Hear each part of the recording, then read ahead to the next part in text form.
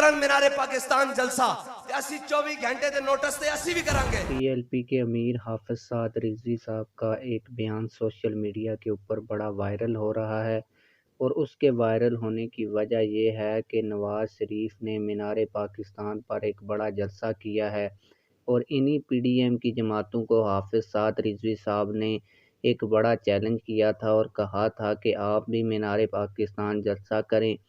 फिर 24 घंटे के अंदर हम भी मीनार पाकिस्तान पर जलसा करेंगे और आप लोग हमारे जलसे को देखेंगे।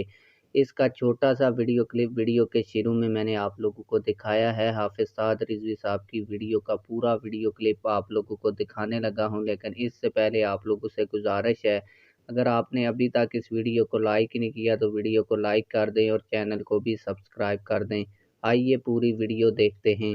तुसी सियासत करन आ रहे हो ते सियासत दा मैदान भी खुला, आओ करके दिखाओ जलसा।